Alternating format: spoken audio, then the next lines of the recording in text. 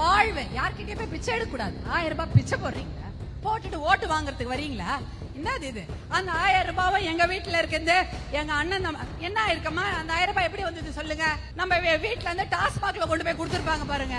அப்பா, அண்ணன், கூட பிறந்த தம்பி, பிள்ளைங்க எல்லாம் டாஸ்மாக்ல கொடுத்த 1000 ரூபாய் தான் உங்க வீட்டுக்கு பேங்குக்கா வருது. அதுவா வேணும்? அதுவா நம்ம உரிமை? அதுவா உரிமை தொகை? அசிங்கம். போன வாரம் கூட பார்த்தோம், 9வது படிக்கிற பொம்பளை பசங்க கையில எப்படிதான் டாஸ்மாக் சரக்கு கட்சிது தெரியல. ஒயின் ஷாப்ல போய் எப்படி வாங்கினாங்கன்னு தெரியல. யூனிஃபார்ம் போட்டுக்கிறாங்க. அந்த 9வது பசங்க அந்த ஒயின் ஷாப்ல போய் அந்த டாஸ்மாக் வாங்கி குடிச்சிட்டு டிவில வீடியோ போடுதுங்க. இது ஒரு வீடியோ வெளியில வந்ததுனால நமக்கு தெரியுது. இது மாதிரி எத்தனையோ பள்ளிக்கூடங்கள்ல நடக்குது. வட தமிழ்நாடா இருந்தாலும் சரி, தென் நாடாக இருந்தாலும் சரி, மொத்தமாகவே தமிழ்நாட்டுல 45,000 முதல் 50,000 கிராமங்கள் தான் இருக்கு. அந்த ஊருக்குலாம் ஒரு பஸ் விட முடியாது அவங்களால. பஸ் தானே கேக்குறோம், ஏரோப்ளேனா கேட்டோம், எங்க ஊருக்கு பிளைட் விடு நான் கேட்டோம், பஸ் விடுன்னு சொல்றோம். பஸ் கொடுக்கவே இல்லை. போதை பழக்கத்தால ஏதாவது ஒரு பொண்ணு தனியா வந்தா அந்த பொண்ணை கூட்டிட்டு போய் 3-4 பேர் அதை போய் பலாத்காரம் பண்றது என்ன அநியாயம்? நம்ம ஊர்ல தான் சாமிக்கு அத்தனை அம்மன் கோயில் கட்டி வச்சிருக்கோம். ஆனா இன்னைக்கு எந்த பெண்களுக்குமே பாதுகாப்பு இல்லை. இதுதான் இன்றைக்கு நடந்து கொண்டிருக்கிறது. பெண்கள் பாதுகாப்பு தமிழ்நாட்டில் என்பது 0 தான், கிடையவே கிடையாது. தெரியாதவங்க மூலமா எதுவுமே நடக்கல. அந்த ஊர்ல தெரிஞ்சவங்க மூலமா தான் அந்த குழந்தைகளுக்கு பாலியல் வன்கொடுமை. நேத்து ஒரு ஊர்ல பேசிட்டு வந்தோம் தானே, அங்க அப்பாவே ஒரு பொண்ணை எடுத்து கர்ப்பிணியாக்கி இருக்கான். இது நடக்குமா? இந்த அநியாயம் எல்லாம் கேட்க முடியுதா? அப்படியே கூணி குறுகி போறோம். தமிழ்நாடுன்னு சொல்லிக்கிறதுக்கே ரொம்ப எவ்வளவு தலை நிமிர்ந்து சொல்லுவோம். தமிழ்நாடு எப்பேற்பட்ட மாநிலம், பெண்களுக்கு முன்னுரிமை தந்த மாநிலம். ஆனா இன்னைக்கே இந்த கொடுமையெல்லாம், பாலியல் வன்கொடுமையில முதல்ல நிக்கிற மாநிலமா இருக்கு. அப்படித்தானே வந்திருக்கீங்க? என்னவா சாதாரணமா வந்திருக்கீங்க? சிங்க பெண்களே எழுந்து வாங்க, சிங்க பெண்ணே எழுந்து வா அப்படின்ற ஒரு கொள்கை முழக்கத்தோடு வந்திருக்கும் உங்கள் அனைவரையும் பார்த்ததில் மிகுந்த மகிழ்ச்சி. நிறைய பேர் குழந்தைங்களோடும் வந்திருக்கீங்க. நல்லா தெளிவா எல்லாம் பார்க்கணும், பேசணும், நிறைய விஷயங்களை தெரிந்து கொள்ளணும் அப்படின்னு வந்திருக்கீங்க. உங்களுக்கு தெரியாத புது விஷயம் எல்லாம் ஒன்னும் சொல்ல போறது இல்ல. இருந்தாலும் ஒரு சில விஷயங்களை உங்களோட பகிர்ந்து கொள்ளணும். இந்த மேடையில இருக்கக்கூடிய அனைத்து மகளிரா இருக்கட்டும், இங்க மேடைக்கு வெளியில அவ்வளோ சகோதரர்கள் நின்றுட்டு இருக்காங்க. அவங்க எல்லாம் இந்த நிகழ்ச்சி நடக்க உறுதுணையாக இருந்தார்கள். மாவட்ட செயலாளர்கள், மாவட்ட தலைவர்கள், ஒன்றிய செயலாளர்கள், ஒன்றிய தலைவர்கள், பொறுப்பாளர்கள்னு எல்லாரும், மகளிர் பொறுப்பாளர்களா இருக்கட்டும், எல்லாரும் இந்த நிகழ்ச்சி இவ்வளவு சிறப்பாக நடக்க வேண்டும் என்பதற்காக ஒத்துழைச்சு வேலை செய்தாங்க. அதை வெற்றியாக்கியது நீங்கள் தான். இவ்வளவு பேரும் நீங்க ஆர்வமா வந்து உட்கார்ந்துருக்கீங்க. அவர்களுக்கும் நன்றி. நீங்க இவ்வளவு ஆசையா வந்து உட்கார்ந்துருக்க என்னுடைய அன்பு சகோதரிகள், என் தங்கச்சிங்களுக்கும் எங்க அக்காங்களுக்கும் இன்னும் மிகப்பெரிய நன்றியை நான் தெரிவித்துக் கொள்கின்றேன். ஏன்னா உங்களை பார்க்க தான் நானும் வந்தேன். காலையில ஒரு 4:30-5 மணி இருக்கும், வண்டியில ஏறி உட்காந்துட்டு வரணும், எல்லாரும் சீக்கிரம் டைமுக்கு வந்து பார்க்கணும் அப்படின்றதுக்காக தான் வந்தேன். நீங்களும் இன்னைக்கு எல்லாரையும் பார்க்கணும், அக்காவை பார்க்கணும், எல்லாரையும் பார்க்கணும்னு நீங்களும் ஆர்வமா வந்திருக்கீங்க. மிகுந்த நன்றி. இந்த பகுதி சேத்தியாத்தோப்பு அப்படின்னாலே ஒரு, அதாவது வெளியில சொல்ல முடியாத ஒரு இது, தியாகம் செய்த பூமின்னு தான் சொல்லணும் இல்லையா? ஏன்னா NLC-க்காக அதிக நிலங்களை இங்கதான் கொடுத்தாங்க. அதானே, NLC-க்காக அதிக நிலங்களை கொடுத்து தியாகம் செய்த பூமி தான் இந்த பகுதி. இந்த பகுதி புவனகிரி மாவட்ட, புவனகிரியை பொறுத்த வரைக்கும் கடலூர் மாவட்டத்துல தியாகம் செய்தவர்கள் தான் சொல்லணும். ஏன்னா யாராவது வீட்டை விட்டு கொடுப்பாங்களா? உங்க நிலத்தை விட்டு கொடுப்பாங்களா? யாராவது இல்ல எங்க ஊர்ல இருந்து நாங்க சாமி கும்பிட்ட குலதெய்வம் கோவில், நான் பிறந்து வளர்ந்த அப்பா வீடு, எங்களுடைய நிலம் எல்லாத்தையும் இந்த நாட்டுக்காக தியாகம் செய்த ஊர் கடலூர் மாவட்டம் புவனகிரி. இந்த பகுதியில அவ்வளோ நிலத்தை கொடுத்துட்டு இன்னைக்கு இங்க மலர்ந்த முகத்தோட உட்கார்ந்து இருக்கீங்க. அங்க நமக்கு NLC கொடுத்தது எதுக்கு? நாட்டுக்கு கரண்ட் வேணும், கரண்ட் வேணும்ன்றதுக்காக தான் கேட்டாங்க. அவங்களுக்கு கொடுத்துட்டு அங்க வேலை கூட கிடையாது. யாருக்கா வேலை இருக்கா? கிடையவே கிடையாது. உங்க எல்லாருக்கும் தெரியும், ஏதாவது வேலை கொடுக்கறேன்னு சொல்லிருப்பாங்க, ஆனா வேலையே கொடுக்கல. டெம்பரரி வேலை கூட கிடையாது. பெரிய பெரிய வீடு இருக்கும், பங்களா வீடு. அதுல முழுக்க வெளிநா மாநிலத்துல இருந்து வந்து வேலை செஞ்சுட்டு இருப்பாங்க. நம்ம ஆளுங்க அங்க போய் பெருக்கிறது, துடைக்கிறது, கல்லு வச்சு ஏதாவது கட்டுறது, இதுக்குதான் உபயோகப்படுத்தி இருக்கிறாங்க. தமிழர்களை இந்த வேலைக்கு தான் கூட்டிட்டு போறாங்க. என்எல்சில கம்மாபுரம் ஒன்றியத்துல இருந்து வந்திருக்கீங்களா? கம்மாபுரம் அந்த பக்கம் நின்று இருக்கீங்க. கம்மாபுரம் ஒன்றியத்துல இருந்து நீங்க வந்திருக்கீங்க. உங்களுக்கு அங்க கடந்த வருடம் நடந்த போராட்டம் ஞாபகம் இருக்கா? உங்களுக்காக அங்க போராட்டம் நடந்து எத்தனை கேஸ் வாங்கினாங்க எல்லாருக்கும் தெரியும். கறி வெட்டி, அப்புறம் வந்து கட்டாழை, அந்த ஊர் தானே. அந்த 2 ஊர்ல இருந்தும் நிலம் எடுக்க துணிஞ்சிட்டாங்க. பச்சை பசேல்னு வயல் வெளி, அங்க அப்படியே பயிர் பண்ணிட்டு இருக்காங்க. அந்த இடத்துல நடுவுல டிராக்டர் போக வேண்டிய இடத்துல ஜேசிபி போய் அந்த பல்ல நோண்டி எடுத்துட்டு இருந்தது. அத பார்த்துட்டு இது பெரிய பிரச்சனை ஆகுதுன்னு சொல்லிட்டு யாருக்குமே அது தெரியாது. உங்க ஊர்க்காரங்களுக்கே அன்னைக்கு காலையில தான் தெரியும். அங்க சென்னையில மருத்துவர் அன்புமணி உங்களுடைய அண்ணன் தான் என்ன பண்ணாரு, இங்க இருக்கிற மாவட்ட செயலாளர்கள் 4 பேருக்கும் போன் பண்ணி சொல்றாரு, இங்க நிலம் எடுக்க போறாங்க, நீங்க போய் தடுத்து நிறுத்துங்கன்னு. இங்க இருக்கிற கடலூர் மாவட்டத்துல 4 பாட்டாளி மக்கள் கட்சியின் மாவட்ட செயலாளர்கள் எல்லாரும் நேரா போய் கலெக்டரை போய் பாக்குறாங்க. பார்த்து அதை நிறுத்த சொல்றாங்க. அப்பயும் நிறுத்தல. உடனே மிகப்பெரிய கடையடைப்பு போராட்டத்தை ஒரே நாள் அறிவிக்கிறாங்க. அன்னைக்கு அந்த ஒரே நாள் அந்த பகுதி முழுக்கும் கடையடைப்பு செஞ்சாங்க. வணிகர்கள், வியாபாரிகள், அங்க இருக்கிற அத்தனை பொதுமக்களும் கடையடைப்பு செஞ்சாங்க ஒரே நாள். அந்த மிகப்பெரிய வெற்றியை பெற்றது. அதனால அந்த அந்த நிலம் எடுக்கிறது நின்னுச்சு. உங்க எல்லாருக்கும் தெரியும். அந்த விஷயம் நடந்தப்புறம் மிகப்பெரிய ஒரு போராட்டத்தை நெய்வேலி லிக்னைட் கார்பரேஷனுக்கு எதிராக அங்க செய்தார்கள். அங்க வஜ்ரா வாகனத்தை எதிர்த்து நம்ம மக்கள்லாம் அடிபட்டாங்க. எல்லாரையும் கொண்டு போய் கேஸ்ல வச்சாங்க. எப்படியோ மாவட்ட செயலாளர்கள் எங்க செல்வ மகேஷ், முத்துகிருஷ்ணன், ரவிச்சந்திரன், அப்புறம் கார்த்தி, இவங்க பேர்ல குறைஞ்சது 50 கேஸ். யாருக்காக? உங்களுக்காக. உங்க மேல ஒரு கேஸ் கிடையாது. ஆனா அவங்க மேல என்எல்சிக்கு எதிராக மட்டும் குறைஞ்சது 50 கேஸ். அவங்க பாஸ்போர்ட்ல இருந்து எதுவும் கிடையாது. ஏன்னா அவங்களால வெளில கூட போக முடியாது. 50 கேஸ வச்சுட்டு இன்னும் வாதாடிட்டு இருக்காங்க. 70 கேஸ் கூட இருக்கு ஒரு சிலர் மேல. அன்புமணி அண்ணன் அவர் மேலயும் கேஸ் இருக்கு. இதெல்லாம் யாருக்காக செய்தது? நம் மக்கள் கஷ்டப்படக்கூடாதுன்னு தான். ஏன்னா பெண்களாகிய உங்க எல்லாருக்கும் தெரியும் கஷ்டம் என்னன்னா, ஒரு வீட்டை விட்டு துரத்துறாங்கன்றது எவ்வளவு பெரிய விஷயம். இதே போல இன்னொன்னு நடக்க இருந்தது உங்களுக்கு. நீங்க தூங்கின்னு இருக்கும் போது தான் இடத்த புடுங்குவாங்க. இதேதான் ஒரு கொஞ்ச நாள் முன்னாடி என்ன பண்ணாங்க, 3வது சுரங்கம். ஏற்கனவே 2 சுரங்கம். ஒரு சுரங்கத்திலேயே இவங்க வந்து நிறைய பழுப்பு நிலக்கரியை வெட்டி எடுத்து அதை எரிச்சு ஊர் ஃபுல்லா மாசு பண்ணிட்டாங்களா? என்ன கறி, அந்த நச்சு காத்த தானே சுவாசிக்கிறது, நச்சு தண்ணிய தானே குடிக்கிறது.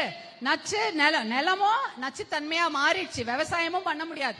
அப்படிதான் இந்த நிலம் நெய்வேலி லிக்னைட் கார்பரேஷன் என்எல்சி வந்து இந்த ஊரையே வாழ முடியாத ஒரு மாவட்டமாக மாற்றி விட்டது. அதானே நம்ம குழந்தைங்களுக்கு நுரையீரல் பிரச்சனை, நமக்கு இருதய பிரச்சனை போன்ற எத்தனையோ பிரச்சனைகள், கண் பார்வை கோளாறு, புற்றுநோய், 7 விதமான புற்றுநோய் வருதான் இந்த காற்றை சுவாசிப்பதனால். ஏன்னா என்எல்சி விடக்கூடிய அந்த நச்சு காற்றை சுவாசிப்பதால் 7 விதமான புற்றுநோய், கேன்சரை பத்தி எல்லாருக்கும் தெரியும். வந்தா எவ்வளவு பெரிய பிரச்சனை. எல்லாருக்கும் வயசு வித்தியாசம் பார்க்காம பெரியவங்கல இருந்து சின்னவங்க வரைக்கும் 7 விதமான புற்றுநோய், கண் பார்வை கோளாறு, மலட்டுத்தன்மை. ஆம்பளைங்களுக்கும் வருது, பொம்பளைங்களுக்கும் வருது மலட்டுத்தன்மை. குழந்தைங்க பிறக்கிறதுலாம் பெரிய கஷ்டமாயிடுது இப்ப. அப்புறம் நுரையீரல் பாதிப்பு, மூச்சு திணறல், எல்லா நோய்களும் இந்த என்எல்சியால தான் வந்தது.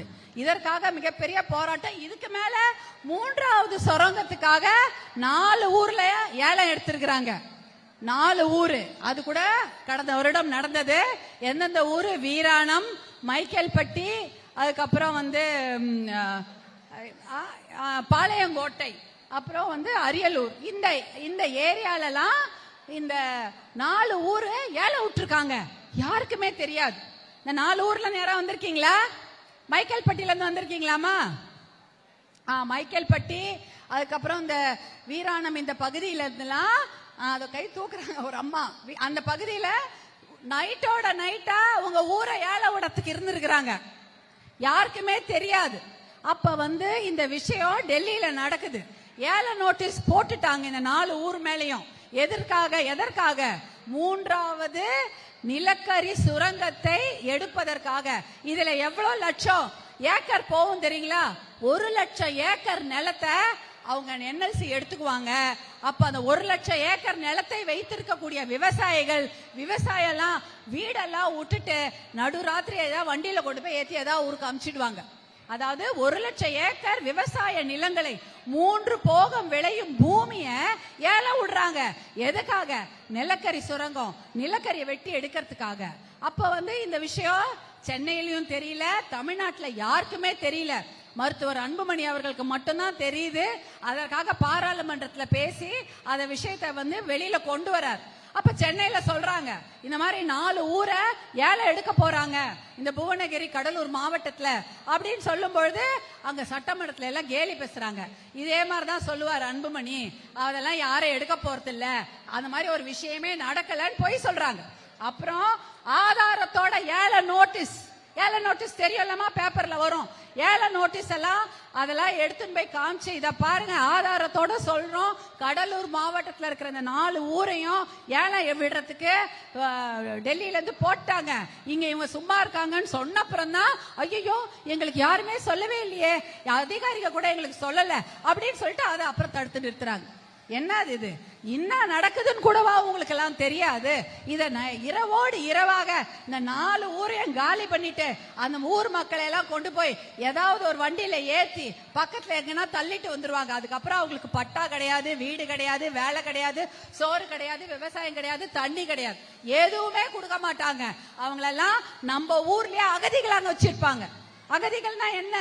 உங்களோட ஊரு, நாடு, உடைமை, சொத்து, சுகம் எல்லாத்தையும் இழந்துட்டு குழந்தை குட்டிங்களோட ராவோட ராவா உங்களை ஏதாவது ஒரு ஊர்ல போய் தள்ளுறாங்களே, அதுதான் அகதிக. அவங்க போர்க்காலத்துலதான் அகதிக உருவாங்களாம். ஏதாவது பெரிய 2 நாட்டுக்கும் சண்டை வந்தா அப்ப வேற வழி இல்லாம அகதிகள் உருவாவாங்க.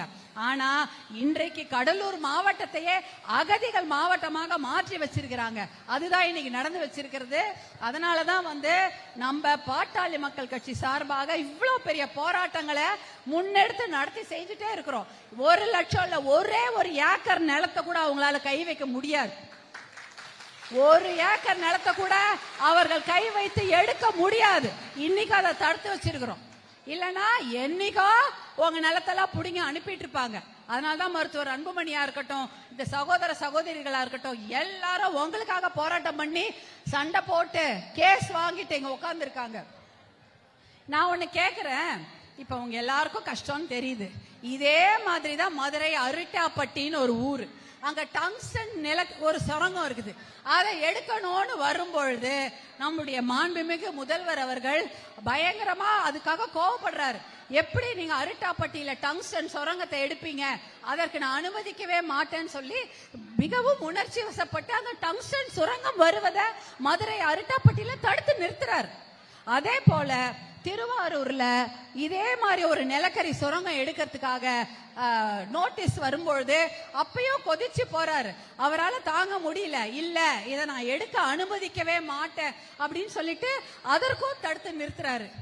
இத்தனை தாயுள்ளத்தோடு கருணையுள்ளத்தோடு மதுரை அரிட்டாப்பட்டிக்காகவும் திருவாரூர் நிலக்கரி சுரங்கத்துக்காகவும் குரல் கொடுத்த நீங்கள் எங்க கடலூர் மாவட்டத்தை பார்த்தோம் கொஞ்சம் குரல் கொடுங்கன்னு தான் கேட்கிறோம். நாங்க கடலூர் மாவட்ட மக்களும் மக்கள் தானே, அவங்களுக்காகவும் நீங்க குரல் கொடுக்கலாமே, ஏன் மௌனமாக இருக்கிறீர்கள்? கண்டிப்பாக நீங்க அவங்களுக்காகவும் குரல் கொடுங்க. ஏன்னா இவங்களை ஓட்டு போடுற ஜனங்களா பார்க்காதீங்க, சோறு போடுற ஜனங்களாவது பார்த்து அப்படின்னு நினைச்சுக்கிட்டாவது அந்த கடலூர் மாவட்ட மக்களுக்காக குரல் கொடுங்கள், மௌனமா இருக்காதீங்க. ஏன்னா இந்த NLC இன்னைக்கு என்ன பண்ணிட்டாங்க, யாருக்கும் தெரியாம காசு அப்ரூவ் பண்ணி NLC போர்ட்ல 3வது நிலக்கரி சுரங்கம் எடுக்க அனுமதி பெற்று இருக்கிறாங்க. NLC போர்ட்ல வச்சு அனுமதி பெற்று காசு அதுக்கு ஒதுக்கி இருக்காங்க. என்னைக்கா ஒரு நாள் வந்து உங்க நிலத்தெல்லாம் எடுக்கிறதுக்கு அவங்க தயாராயிட்டாங்க. ஆனா அதற்கு தமிழக அரசாங்கம் மௌனமா இருந்தா பத்தாது, கண்டிப்பாக குரல் கொடுத்து இந்த விவசாயிகளை காப்பாற்ற வேண்டும். அது நாங்க எப்பயும் உங்களோட இருக்கிறோம். அன்புமணி அவர்கள் கண்டிப்பாக அவங்க பின்னாடி இருக்கிறாரு. ஒரு புடி மண்ணை கூட எடுக்க முடியாது. ஒரு புடி நிலத்தை கூட அங்கிருந்து அவங்களால எடுக்க முடியாது. எப்படி அப்ப ஒரு பெரிய போராட்டத்தை பண்ணி தடுத்து நிறுத்தணுமோ இன்றைக்கும் அந்த போராட்டத்திற்கு பாட்டாளி மக்கள் கட்சியும் மருத்துவர் அன்புமணி அவர்களும் நானும் உங்களோடு தயாராக இருக்கின்றேன். கண்டிப்பாக ஒரு பிடி மண்ணை கூட எடுக்கவே முடியாது. அதே போல இவ்வளவு என்எல்சி பத்தி இவ்வளவு நேரம் பேசிட்டோம். உங்க எல்லாருக்கும் தெரியும், அவங்க நம்மளுக்கு 18,000 மெகாவாட் தான் தேவையாம் மின்சாரம். ஆனா எவ்வளவு நம்ம தமிழ்நாடு உற்பத்தி பண்ணு தெரியுமா? 36,000 மெகாவாட் மின்சாரம் உற்பத்தி பண்ணுது. என்எல்சி வெறும் 2,200 மெகாவாட் தான் உற்பத்தி பண்ணுது. அதுலயே 600 மெகாவாட்ட தமிழ்நாட்டு கொடுத்துட்டு மிச்சம் வெளி மாநிலத்துக்கு கொடுத்துறாங்க. இதுக்கு எதுக்கு என்எல்சி? இவங்க ஏன் நமக்கு தேவை? அவங்கள முதல்ல வீட்டுக்கு அனுப்பணும். தேவையே கிடையாது அவங்க இந்த ஊருக்கு. முதல்ல அனுப்பி விட்டுணும். வேலையும் கொடுக்க மாட்டீங்க, எங்க இடத்தையும் எடுத்துக்கிட்டீங்க. கரண்ட் யாருக்கோ விக்கிறதுக்கு நாங்க ஏன் எங்க இடத்த கொடுக்கணும்? எதுக்கு நம்ம இடத்த அவங்களுக்கு கொடுக்கணும்? கொடுக்கவே கூடாது. அதனால இத தெளிவா இருங்க. ஏமாத்தி வருவாங்க, ஓட்டு கேட்கறதுக்கு வருவாங்க, அப்ப நல்லா சொல்லி அனுப்புங்க. ஓகேவா? புரிஞ்சுதா? ஓட்டு எப்படி கேட்க வருவாங்க? 1000 ரூபாய் கொடுத்துட்டு உரிமை தொகை உரிமை தொகை. இது உங்க உரிமையா? எங்க உரிமை எங்க நிலம், எங்க உரிமை என் வீடு, என் உரிமை என் குழந்தைங்களுக்கு படிப்பு, என்னுடைய உரிமை மகளிருடைய உரிமை, நல்ல ஒரு தன்மானம் இல்ல வாழ்வு. யார்கிட்டயே போய் பிச்சை எடுக்க கூடாது. 1000 ரூபாய் பிச்சை போடுறீங்க, போட்டுட்டு ஓட்டு வாங்குறதுக்கு வரீங்களா? என்னது இது? அந்த 1000 ரூபாவை எங்க வீட்டுல இருக்குது எங்க அண்ணன் என்ன இருக்கமா? அந்த 1000 ரூபாய் எப்படி வந்தது சொல்லுங்க? நம்ம வீட்டுல இருந்து டாஸ்மாக்ல கொண்டு போய் கொடுத்துருப்பாங்க பாருங்க. அப்பா, அண்ணன், கூட பிறந்த தம்பி, பிள்ளைங்க எல்லாம் டாஸ்மாக்ல கொடுத்த 1000 ரூபாய் தான் உங்க வீட்டுக்கு பேங்குக்கா வருது. அதுவா வேணும்? அதுவா நம்ம உரிமை? அதுவா உரிமை தொகை? அசிங்கம். அதுவே வேணாம். எங்களுக்கு எங்க இடத்த கொடு, நாங்க நிம்மதியாக வாழ, சுய மரியாதையுடன் வாழ எங்க இடம் தான் எங்களுக்கு வேணுமே தவிர அந்த 1000 ரூபான்றது என்ன? அதை கொடுத்து ஓட்டு வாங்குறதுக்கு இன்னும் கூட போடுவாங்க பாருங்க. இப்ப எலெக்ஷன் வேற வருது இன்னும் 3-4 மாசத்துல. உரிமை தொகை எவ்வளவு பெரிய உரிமை தொகையா? 1000 ரூபான்றது எவ்வளவு தூரம் பெருசாகுதுன்னு தெரிய போறது இல்ல. இன்னும் அதிகமா கூட போடுவாங்க. அதுவும் நம்ம மக்கள் தான் 70,000 கோடி குடிக்கிறாங்களே. எப்படிதான் 70,000 கோடி நம்ம வீட்டுக்கு வர வேண்டிய காசு மொத்தம் டாஸ்மாக்ல தான் இருக்குது. 70,000 கோடி குடிக்கிறாங்களாம். நம்ம கிட்ட ஒரு 1000 ரூபாய் இருந்தா நல்லா இருக்கும், இல்ல ஒரு 10 லட்சம் ரூபாய் இருந்தா நல்லா இருக்கும்னு நினைக்கிறோம். 70,000 கோடி ரூபாவை நம்ம ஆண் மக்கள் போய் டாஸ்மாக்ல கொடுத்துட்டு வராங்க. அது நம்ம காசு தானே? யார் காசு? உங்க காசு தானே? உங்க வீட்டுல இருக்க வேண்டிய காசு தானே? அது இருந்தா கழுத்துல நல்லா பல கோல்டு செயின் போட்டுக்கலாம், ஒரு 10 புடவை வாங்கி பட்டு புடவை வாங்கி கட்டிக்கலாம், எல்லாம் வெளியூருக்கு போலாம். எல்லாத்தையும் கொண்டு போய் டாஸ்மாக்ல வச்சிடறாங்க. அதுதான் இங்க நடக்குது. யார் கேட்டாங்க டாஸ்மாக்க? கேட்டோமா சாராய கடைய? கேட்கவே இல்லை. கேட்காத டாஸ்மாக் எல்லாம் கொடுக்கறது. அதுக்கு மேல ஒரு பெரிய அதுல என்னன்னா அந்த ஏடிஎம்ல போனா என்ன, நம்பர் போட்டா காசு வருமா? நம்பர் அழுத்துவீங்க, அதுல இருந்து ஒரு 500 1000 எடுத்துக்குவோம். அதான ஏடிஎம்.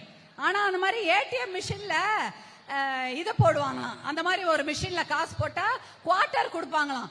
அந்த மாதிரி திட்டத்தை கொண்டு வந்தாங்க. அதெல்லாம் போராடி தடுத்து நிறுத்தணும். அவ்வளவுதான்.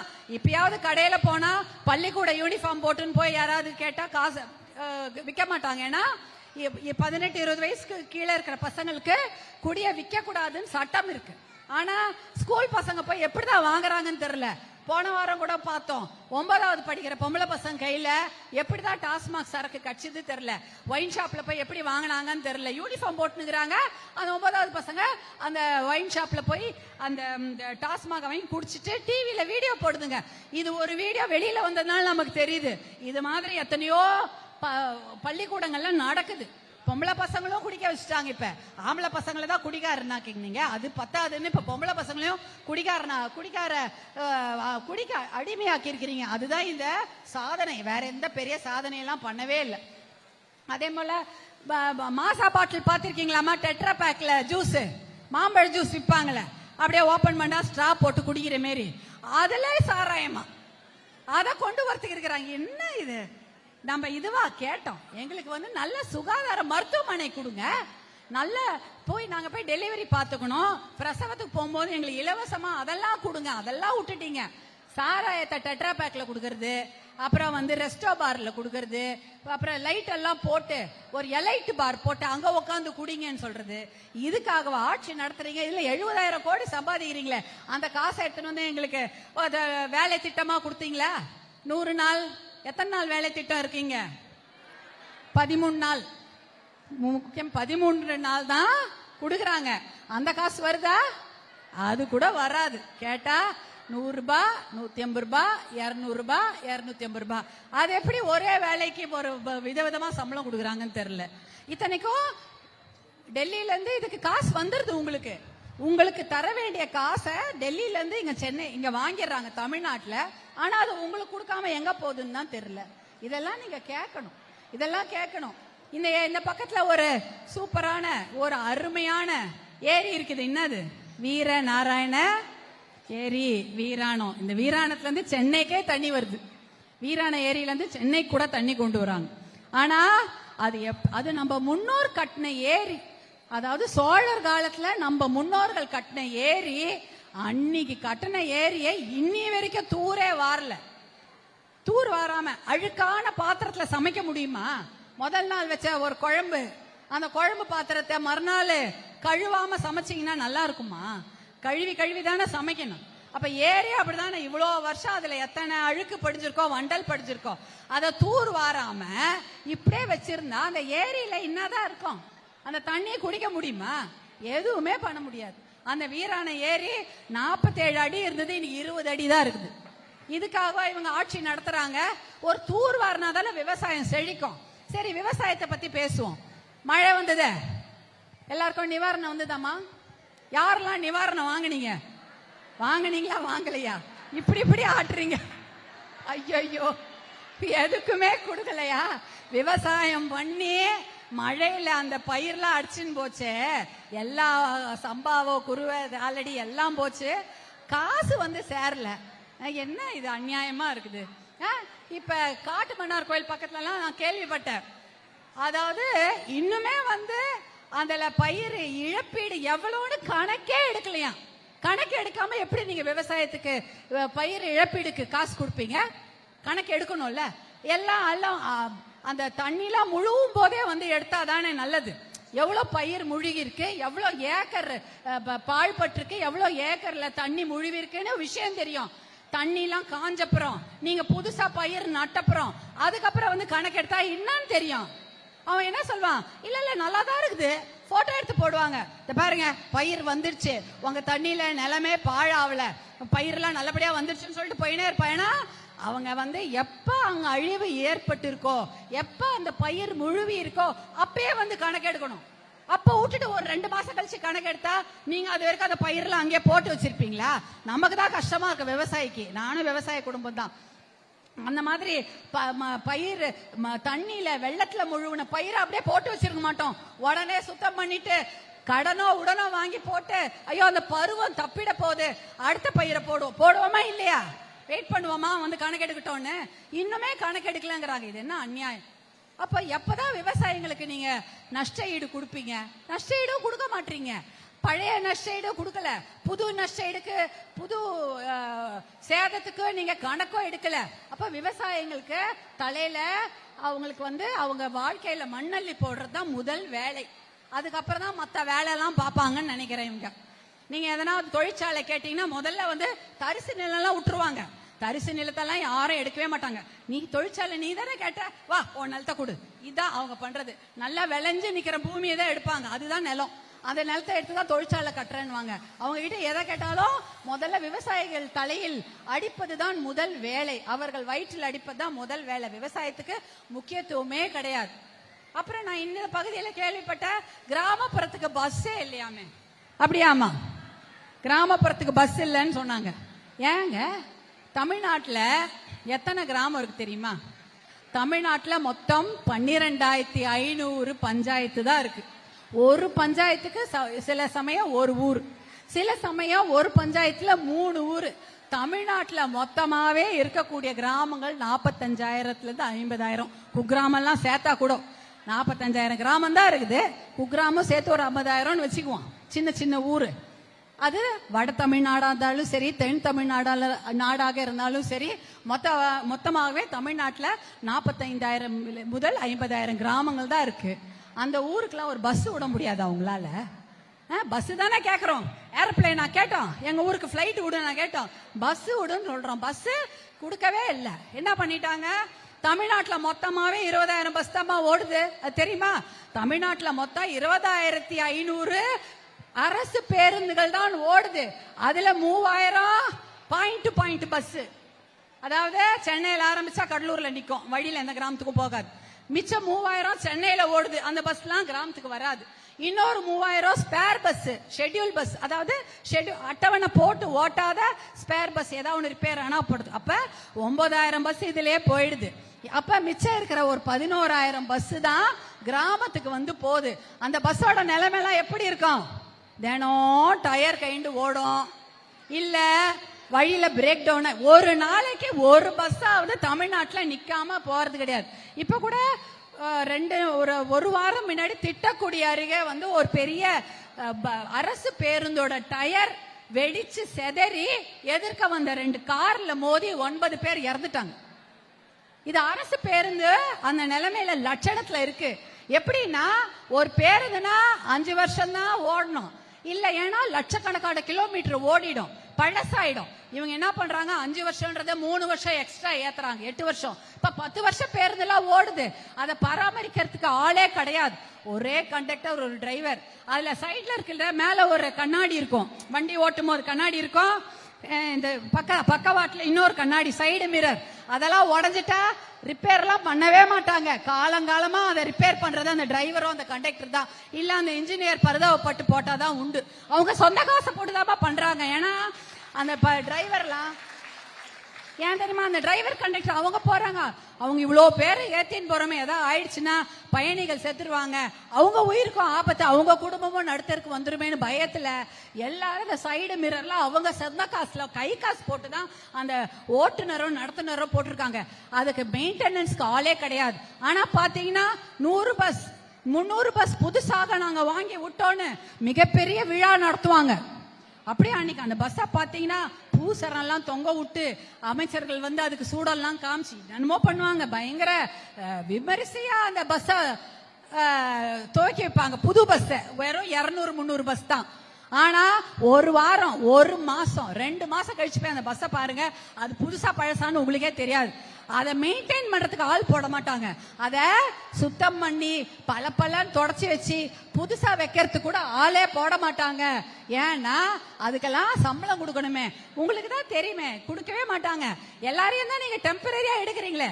எவ்வளோ பசங்க படிச்சு வேலை இல்லாம இருக்காங்க, ஏதோ டெம்பரரி தற்காலிக வேலையாவது கொடுத்து ஓட்டுநர் நடத்துனர் எடுத்து இன்னும் ஒரு 1000 பஸ்ஸை வாங்கி விடுங்க. 11,000 பஸ் எப்படி பத்தோம்? 45,000 கிராமத்துக்கு. அதுவும் அந்த பஸ் எப்படி விடுவீங்க? காலையில ஒரே பஸ் போகும், அந்த பஸ் திருப்பி வந்துடும். சாயங்காலம் பஸ்ஸே விட மாட்டீங்க. வேலைக்கு போறவன் என்ன பண்ணுவான், காலையில அந்த பஸ் ஏறி டவுனுக்கு வந்துட்டு ராத்திரி வரைக்கும் அங்கேயே தங்கிட்டு மறுநாள் காலையில பஸ் பிடிச்சி போவாங்க. இன்னொரு பஸ் விட்டா தானே போக முடியும். சாயங்காலம் அந்த பஸ் திருப்பி போகணும்ல, ஒரு ஷிஃப்ட் தான் ஓட்டுவாங்க. அப்ப சாயங்காலம் வீட்டுக்கு எப்படி போவாங்க? பள்ளிக்கூடத்துக்கு போற குழந்தைகளோ, கல்லூரிக்கு போற பெண்களோ காலையில பஸ் எடுத்து போயிட்டு படிச்சுட்டு திரும்பி எப்படி வருவாங்க? வேற வழியே கிடையாது. வேற தனியார் கல்லூரி வாகனமோ தனியார் பள்ளி வாகனத்துலதான் வரணும். நல்ல வேலை தனியார் பள்ளி கல்லூரிகள்ல எல்லா ஊருக்கும் பஸ் விடுறாங்க, இல்லைன்னா படிப்பு தடைப்பட்டிருக்கும். தனியார் பள்ளி கல்லூரியிலாம் ஸ்கூல் பஸ், காலேஜ் பஸ் விடுறாங்க இல்லமா, மகளிர் கல்லூரியிலாம். அதனாலதான் நீங்க எல்லாம் தைரியமா போயிட்டு வரீங்க. அதுக்கு 15,000 செலவாகும். ஆகுமா ஆகாத? வருஷத்துக்கு மாசத்துக்கு ஒரு 1000 ரூபாய் 1500 ரூபாவது வாங்குவாங்க. வாங்கி உங்களுக்கு 15,000 வருஷத்துக்கு வச்சாதான் அந்த பள்ளி கல்லூரி வாகனத்துல போக முடியும், படிக்க முடியும். அரசு எதுக்காக ஏங்குறீங்க? அப்ப நீங்க பேருந்து கூட அனுப்பல, மக்கள் போய் வரணும். பூ வியாபாரி, பால் வியாபாரி, இவங்க எல்லாம் தினம் போய் வரணும்ல. போயிட்டு 2 நாள் கழிச்சா வீட்டுக்கு வருவாங்க. அதுக்கெல்லாம் கிடையாது. அப்ப இந்த பேருந்து பயணம் எப்படி இருக்கும்? ஒரே பயணம் தான். நைட் எப்படி வரும்னே தெரியாது. பாதுகாப்பு கிடைக்குமா? பெண்களுக்கு என்ன பாதுகாப்பு? ஒரு பாதுகாப்பு கிடையாது. ஏற்கனவே சந்துக்கு சத கடை, சாராய கடை திறந்து விட்டீங்க. அப்புறம் கேட்டா போதை, ஸ்கூல்லயும் போதை, கஞ்சா, அப்புறம் வந்து என்னென்னமோ சாக்லேட் அப்படின்னு எல்லாம் விக்குது, ஸ்கூல்ல விக்குது. காலேஜ்ல விக்குது, காலேஜ் பக்கத்துல விக்குது, வீட்டு பக்கத்துல விக்குது, எங்க பார்த்தாலும் எல்லாம் கிடைக்குது. நீங்க போய் காலடி எடுத்து வச்சோடனே இந்த பக்கம் ஒரு ஒயின் ஷாப், அந்த பக்கம் சந்தில ஏதாவது ஒரு சந்து கடை, இத போதை பழக்கம், இத்தனையும் இருந்தா நம்மளுடைய பாதுகாப்பு எவ்வளவு பெரிய கேள்விக்குறியாவது. எல்லா ஊர்லயும் குழந்தைங்களை கற்பழிச்சு போடுறாங்க. இப்ப பாத்தீங்கன்னா இந்த போதை பழக்கத்துல அந்த பசங்களுக்கு என்ன நடக்குதுன்னே தெரியல. சண்டை போட்டாங்கன்னா அவங்கள பெட்ரோல் ஊற்றி எரித்து கொள்ற சம்பவம் எல்லாம் நடக்குது. நேத்து திருமால்பூர் ஒரு ஊர்ல சொல்றாங்க, கிரிக்கெட் பிரச்சனை, கிரிக்கெட் விளையாடும் போது ஏற்பட்ட பிரச்சனை இல்ல, 2 பசங்களை கூட இருந்த பசங்களே பெட்ரோல் ஊத்தி கொண்டு இருக்காங்க. போதையில அவங்களுக்கு என்ன பண்றோன்னே தெரியல. அவ்வளோ கோவம், அவ்வளோ ஆத்திரம், எதை கண்ணை மறைக்குது, எது நல்லது கெட்டதுன்னு தெரியாம அந்த மாதிரி பண்ணிருக்காங்க. அதே போல போதை பழக்கத்தால ஏதாவது ஒரு பொண்ணு தனியா வந்தா அந்த பொண்ணை கூட்டிட்டு போய் 3-4 பேர் அதை போய் பலாத்காரம் பண்றது என்ன அநியாயம். நம்ம ஊர்ல தான் சாமிக்கு அத்தனை அம்மன் கோயில் கட்டி வச்சிருக்கோம், ஆனா இன்னைக்கு எந்த பெண்களுக்குமே பாதுகாப்பு இல்லை. இதுதான் இன்றைக்கு நடந்து கொண்டிருக்கிறது. பெண்கள் பாதுகாப்பு தமிழ்நாட்டில் என்பது 0 தான், கிடையவே கிடையாது. இதுக்கு போக்சோ சட்டம் என்னென்னமோ இருக்கு, எத்தனையோ கோர்ட் கேஸ் இருக்கு, அதுல ஒரு சிலதுல நல்ல தீர்ப்பு வந்திருக்கு, ஆனா நிறைய இதுல கோர்ட்டே இல்ல. இவ்வளோ வழக்குகள் இருக்கு, இவ்வளோ குழந்தைகள் மேல பாலியல் வன்கொடுமை நடக்குது, பெண்கள் மேல பாலியல் வன்கொடுமை நடக்குது, ஆனா அதை விசாரிக்க நீதிமன்றங்கள் என்பதே கிடையாது. எவ்வளவு இருக்கணுமா, கிட்டத்தட்ட ஒரு 50 நீதிமன்றம் இருக்க வேண்டிய இடத்துல இப்ப 11 நீதிமன்றம் தான் இருக்கு. அப்ப எப்படி இந்த வழக்கெல்லாம் விசாரிப்பாங்க? யார்கிட்ட போய் நம்ம நியாயம் கேட்கறது? யார்கிட்ட போய் நியாயம் கேட்க முடியாது, போலீஸ் கிட்டே கேட்க முடியாது. ஏன்னா போலீஸும் ஸ்டேஷன்லயும் ஆளுங்க கம்மி. அதெல்லாம் எவ்வளவு பெரிய கொடுமைகள் நடந்து கொண்டு இருக்குது. அதனாலதான் சொல்றோம், நீங்க ஜாகிரதையா இருக்கணும். தாய்மார்களான நீங்க ஜாகிரதையா இருக்கணும். உங்க வீட்டு பெண் குழந்தைகள், உங்க வீட்டுல இருக்கக்கூடிய பெண்கள் எந்த பிரச்சனை இருந்தாலும் நீங்க தான் அவங்களுக்கு துணை இருக்கணும், வேற யாரும் துணைக்கு வரப்போறது இல்ல. ஜாகிரதையா இருங்க, நிறைய விஷயத்துல தெளிவா இருங்க. அதாவது போதை பழக்கம், மது பழக்கம் தமிழ்நாட்டுல தலைவிரித்து ஆடுகிறது. அதனால பெண் குழந்தைகளுக்கு பாதிப்பு, ஆண் குழந்தைகளுக்கும் பாதிப்பு. ஏன்னா ஆம்பளை பசங்க அதை குடிச்சு கெட்டு போறாங்க, கஞ்சா பகையில கஞ்சாக்கு அடிமையாய் கெட்டு போறாங்க. அதனால பெண் குழந்தைகளுக்கு ஆபத்து, அதே சமயம் ஆண் குழந்தைகளுக்கும் ஆபத்து வருது. எந்த குழந்தை ஏதாவது சொன்னா தாய்மார்களான நீங்க காது கொடுத்து கேளுங்க. இப்ப தெரியாதவங்க மூலமா எதுவுமே நடக்கல, அந்த ஊர்ல தெரிஞ்சவங்க மூலமா தான் அந்த குழந்தைகளுக்கு பாலியல் வன்கொடுமை. நேத்து ஒரு ஊர்ல பேசிட்டு வந்தோம் தானே, அங்க அப்பாவே ஒரு பொண்ணை எடுத்து கர்ப்பிணியாக்கி இருக்கான். இந்த நடக்குமா இந்த அநியாயம் எல்லாம் கேட்க முடியுதா? அப்படியே கூணி குறுகி போறோம். தமிழ்நாடுன்னு சொல்லிக்கிறதுக்கே ரொம்ப எப்படி எவ்வளவு தலை நிமிர்ந்து சொல்லுவோம். தமிழ்நாடு எப்பேற்பட்ட மாநிலம், பெண்களுக்கு முன்னுரிமை தந்த மாநிலம். ஆனா இன்னைக்கே இந்த கொடுமையெல்லாம், பாலியல் வன்கொடுமையில முதல்ல நிக்கிற மாநிலமா இருக்கு. கேட்கறதுக்கே கஷ்டமா இருக்கு. இதெல்லாம் நீங்க தடுக்கணும்னா தாய்மார்களான நீங்க விழிப்பாருங்க. உங்க குழந்தைங்களை பாதுகாப்போட நடந்துக்க நீங்க தான் சொல்லி தரணும். பெண் குழந்தைங்களுக்கு எவ்வளோ விழிப்புணர்வா இருக்கணும் நீங்க சொல்லி கொடுக்கணும். பள்ளிக்கூடம் போய் வரும்போதோ, வேலைக்கு போய் வரும்போதோ, கல்லூரிக்கு போய் வரும்போதோ விழிப்புணர்வோட இருங்கன்றத சொல்லி கொடுங்க. வெளியில யார் வீட்டுக்கோ தெரிஞ்சவங்க வீடு, எனக்கு அவ 10 வருஷமா தெரியும், அவங்க சொந்தக்காரங்க வீடு, அப்படி இப்படின்னு யார் வீட்டுக்கோ அனுப்பி அந்த குழந்தைங்களுடைய பாதுகாப்புக்கு குந்தகம் விளைவிக்காம பாத்துக்கோங்க. ஏன்னா அங்கதான் நிறைய கொடுமைகள் நடக்குது. அதனால ரொம்ப ஜாகிரதையா இருங்க. அது ஒரு விஷயம் சொல்லணும். அதே போல இந்த பெண்கள் எல்லாம் இருக்கீங்க, இவ்வளவு குழந்தைகள் இருக்கீங்க, இந்த உங்களுடைய உரிமை என்ன? நீங்கெல்லாம் வெறும் ஓட்டு போடுற இயந்திரங்களா தான் இவங்க வச்சிருக்காங்க. நீங்க வெறும் ஓட்டு போட்டா மட்டும் பட்டாது, நீங்க ஓட்டு வாங்கி ஜெயிக்கிற மகளிராவும் நீங்க இருக்கணும் இல்லையா? நகராட்சி தேர்தல், உள்ளாட்சி தேர்தல் எல்லாத்துலயும் நீங்க நிக்கணும். ஒரு வார்டு மெம்பர் ஆகலாம், ஒரு கவுன்சிலர் ஆகலாம், ஒன்றிய மெம்பர் ஆகலாம், மாவட்டத்துல கவுன்சிலர் ஆகலாம், நகராட்சியா இருந்தா மேயரா கூட ஆகலாம். எல்லாம் ஆகலாமா இல்லையாமா? அழகா சொல்றாங்க, ஆகலாமான்றாங்க. அப்படிதான் இருக்கணும். ஏன்னா ஒரு 50, ஒரு 200 ஓட்டு வாங்கலாம், 500 ஓட்டுன்னு ஒரு கவுன்சிலர் இருக்கு, 5000 ஓட்டு கவுன்சிலர் இருக்கு, 50000 ஓட்டு மெம்பர் இருக்கு. இதெல்லாம் நீங்க ஆகலாம். இதையெல்லாம் நீங்க செய்தீர்கள் என்றால் உங்களுக்கு ஒரு தைரியம் வரும். உங்களுக்குனே தனியாக நீங்க உங்க ஊருக்கு எதனா செய்து கொள்ள வேண்டும் என்றால் செய்து கொள்ளலாம் இல்லையா? உங்க ஊருக்கு ஒரு பாதுகாப்பா வேணும்னா ஒரு லைட் போட்டுக்கலாம் இல்லையாமா, ரோடு போட்டுக்கலாம், எது வேணாலும் செய்யலாம். அதனால எலெக்ஷன் ஒண்ணு வருது, அது தெரியும்ல. எலெக்ஷன்லயும் நீங்க என்ன பண்ணணும், உங்களுடைய யாரு உங்களுடைய ஹீரோன்னு பாத்துக்கோங்க. உங்களுக்காக அந்த அம்மா அந்த பாப்பா யார் உங்களோட ஹீரோனா அன்புமணின்னு சொல்லுது. ரொம்ப நன்றி. என்னுடைய ஹீரோ அன்புமணி தான்.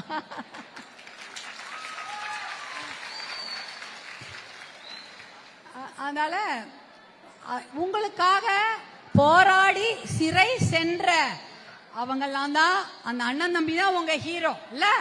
உங்களுக்காக வேற யாராவது போராட்டம் பண்ணாங்களா? வேற யாராவது கேஸ் வாங்கினாங்களா? வேற எந்த கட்சியா வந்ததா? முதல்ல களத்தில் நின்னது பாட்டாளி மக்கள் கட்சியும் அன்புமணி அண்ணனின் தம்பிகளும் தான் உங்களுக்காக நின்னாங்க. அதனால நீங்க அவங்களுடைய அன்புமணி அண்ணனுக்கு நீங்க தங்கச்சிகளாகவும் அவருடைய சகோதரிகளாகவும் அவருடன் பின்னால் நிற்க வேண்டும் என்பதை நான் கேட்டுக்கொள்கிறேன். ஏன்னா உங்களோட நாங்க என்னைக்கோ நிக்கிறோம், நீங்களும் எங்களோட இருங்கன்னு கேட்டுக்கிறோம். இந்த தேர்தல்ல 1000 ரூபாய் எல்லாம் கொடுத்தா ஏமாந்துடாதீங்க. எவ்வளவு கொடுத்தாலும் ஏமாந்துடாதீங்க. ஏன்னா 5 வருஷம் மிளகா அரைக்கிறதுக்கு தான் இப்பயே அதெல்லாம் கொடுக்குறாங்க. அதனால 5 வருடம் ஏமாத்துறதுக்கு தான் இப்ப உங்களை ஏமாத்த வராங்க. பெண்கள் ஓட்டு தான் அவங்க முக்கியமா குறி வைக்கிறாங்க. ஏன்னா பெண்கள் ஐயோ 1000 ரூபாய் கொடுத்துட்டாங்களே, பால் அடிச்சு சத்தியம் வாங்கிட்டாங்களே, பிள்ளைங்க மேல சத்தியம் வாங்கிட்டாங்களே, என்ன பண்ணுது வீட்டுல, நீ வேணா அங்க பாட்டாளி மக்கள் கட்சி அண்ணனுக்கு ஓட்டு போடு அப்படின்னு சொல்லி எத்தனையோ பெண்கள் மனசு மாறிடுறாங்க. அதெல்லாம் மனசு மாறாதீங்க. ஏன்னா ஏமாத்துறதுக்காக செய்யற ஒரு விஷயம். ஆசை காட்டி உங்களை ஏமாற்றி உங்களை வாழ்க்கையை புடுங்கிறதுக்கு தான் இதை செய்யறாங்க. இதுல மது போதை இல்லாத இந்த தமிழகத்தை உருவாக்க வேண்டும். ஒயின் ஷாப் வேணுமா? ஒயின் ஷாப் வேணாம்ல. அது யார் மூடுறேன்னு சொன்னது? மருத்துவர் அன்புமணி தான் ஒயின் ஷாப்பை மூடுறேன்னு சொன்னார். வந்தவனே நான் மூடுறேன்னு சொன்னார். அது மாதிரி இவங்க எல்லாம் மூடுறேன்னு சொல்லுவாங்க, படிப்படியா குறைக்கிறேன்னு எதுவும் பண்ண மாட்டாங்க. சும்மா பொய் தான். ஒயின் ஷாப்போ மதுவோ சாராயமோ போதை பழக்கமோ கஞ்சா பழக்கமோ எல்லாத்தையும் தமிழ்நாட்டை விட்டு அடியோட ஒழிக்க மருத்துவர் அன்புமணி மட்டும்தான் உங்க பக்கமா நிக்கிறார். உங்களுக்காக தான் அவரை நீங்க ஹாஸ்பிட்டல் போகணும் அதெல்லாம் போகணும்னா என்ன பண்ணார்? 108 ஆம்புலன்ஸ் யார் கொடுத்தா? நீங்க கேட்டீங்களா? எனக்கு ஆம்புலன்ஸ் கொடுப்பா, நான் ஆஸ்பத்திரி போகணும், எனக்கு கை கால்லாம் வலிக்குது, இல்லை எனக்கு மூச்சு திணறுது, என் பொண்ணுக்கு பிரசவ வலி, நான் ஆஸ்பத்திரி போனோன்னா நீங்க ஆம்புலன்ஸ் விடுன்னு கேட்டீங்களா? கேட்கவே இல்லை. ஆனால் உங்களுக்காக நீங்க கேட்ட உடனே போன் பண்ண உடனே உங்க அண்ணன் தம்பி ஓடியார மாதிரி அந்த 108 ஆம்புலன்ஸ் தான் உங்களுக்கு வருது, உங்க வீட்டு வாசலுக்கு வருது. அந்த 108 ஆம்புலன்ஸை உங்கள் வீட்டுக்கு என்னுடைய தங்கச்சி என்னுடைய சகோதரிகள் எந்த கஷ்டம் இல்லாம மருத்துவமனைக்கு போகணும்ன்றதுக்காக டெல்லியில இருந்து 1350 வண்டிகள் தமிழ்நாட்டுக்கு கொண்டு வந்து அனுப்பியது மருத்துவர் அன்புமணி அவர்கள் தான், உங்க அண்ணன் தான். இந்தியா முழுக்க 108 ஆம்புலன்ஸ் ஓடுது. தமிழ்நாட்டில் 1350 வண்டிகளை டெல்லியில இருந்து உங்களுக்காக அனுப்பியது மருத்துவர் அன்புமணி அவர்கள் தான். 108 ஆம்புலன்ஸ் என்ற பெயரை போட்டு உங்களுக்காக அனுப்பினார். இவங்களால ஒரு பஸ் கூட விட முடியல கிராமத்துக்கு. உங்களுக்கு ஆம்புலன்ஸ் அவசரத்துக்கு 1000 வண்டி 1350 வண்டி உங்களுக்கு நிக்குது. எது? உங்களுக்காக மருத்துவர் அன்புமணி செய்தது. அதனால் தங்கைகளான நீங்களும் அம்மாவான நீங்களும் அவரை உங்க வீட்டு பையனா நீங்க நினைச்சுக்கணும். உங்க வீட்டு மகனாக நீங்கள் நினைத்து கொண்டு அவருடன் நீங்கள் எல்லாம் அவருடைய சகோதரிகளாக அவருடைய அம்மாவாக நீங்க கூட இருக்க வேண்டும் என்று கேட்டுக்கொள்கிறேன். நானும் உங்கள் வீட்டு மகளாக உங்களோடு தான் இருக்கிறேன். அதனால இந்த விஷயம்லாம் நீங்க மனசுல ஏந்தி கொண்டு எப்பயுமே அன்புமணி அண்ணன் பின்னால் நீங்கள் எல்லாம் இருக்க வேண்டும் என்று உங்களை அன்போடு பாசத்தோடு கேட்டுக்கொண்டு விடைபெறுகிறேன். ஏதாவது மறந்துட்டேன்னா